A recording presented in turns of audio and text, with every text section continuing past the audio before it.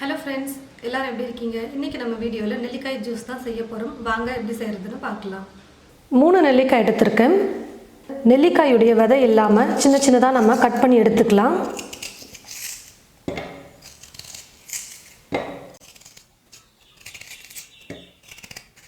மூணு நெல்லிக்காவையும் நான் உள்ள இருக்கிற விதை இல்லாம கட் பண்ணி எடுத்துக்கிட்டேன். மிக்ஸி ஜார்ல கட் பண்ணி வச்சிருக்கிற நெல்லிக்காயை சேர்த்துடுறேன். இஞ்சி வந்து சின்னதாக 2 துண்டு எடுத்துருக்கேன், அதை சேர்த்துக்கிறேன். லெமன் சாறு 1 ஸ்பூன் சேர்த்துக்கிறேன். உப்பு 1 சிட்டிகை அளவுக்கு சேர்த்துக்கிறேன்.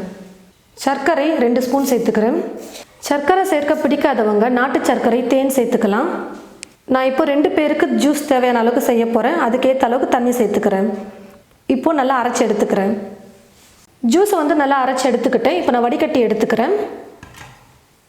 நம்ம நெல்லிக்காய் ஜூஸை வந்து வடிகட்டாமலே குடிக்கலாம். ஒரு சிலருக்கு இந்த மாதிரி திப்பியாக இருந்தால் பிடிக்காது. அதனால் நீங்கள் இந்த மாதிரி வடிகட்டி எடுத்துக்கிட்டிங்கன்னா ஜூஸ் பிடிக்காதவங்க கூட நல்லா விரும்பி குடிப்பாங்க. இந்த மாதிரி நல்லா ஸ்பூன் வச்சு ப்ரெஸ் பண்ணோம்னா இருக்கிற ஜூஸ் எல்லாமே நல்லா வந்துடும் வடிகட்டி. ஜூஸை வடிகட்டியாச்சு. இப்போ ஜூஸை கிளாஸில் சர்வ் பண்ணிக்கலாம். ரொம்பவே ஹெல்த்தியான ஒரு ஜூஸ் ரெசிபி. கண்டிப்பாக நீங்கள் உங்களுடைய வீட்டில் நெல்லிக்காய் ஜூஸ் செஞ்சு பாருங்கள். உங்களால் எப்போல்லாம் ஜூஸ் போட முடியுமோ அப்போல்லாம் நெல்லிக்காய் ஜூஸ் போட்டு வீட்டில் இருக்கிற எல்லாருக்கும் கொடுங்க. ரொம்பவே ஆரோக்கியமான ஒரு ரெசிபி. நம்ம உடம்புக்கு தேவையான நோய் எதிர்ப்பு சக்தி அதிகமாக நெல்லிக்காயில் இருக்கிறதுனால அப்பப்போ முடிஞ்ச அளவுக்கு நெல்லிக்காய் ஜூஸ் குடிச்சிட்டே இருங்க. நம்ம உடம்புல நோய் எதிர்ப்பு சக்தி ரொம்ப கம்மியாக இருக்கிறதுனால தான் எல்லா விதமான வைரஸும் சின்ன குழந்தைங்கள்லேருந்து பெரியவங்க வரைக்கும் ரொம்பவே சீக்கிரமாக தாக்குது.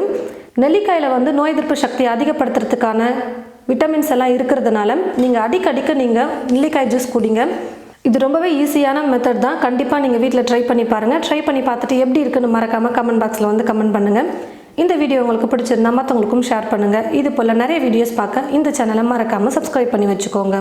கூடவே பக்கத்தில் இருக்கிற பெல் ஐக்கானையும் கிளிக் பண்ணிக்கோங்க. தேங்க்யூ.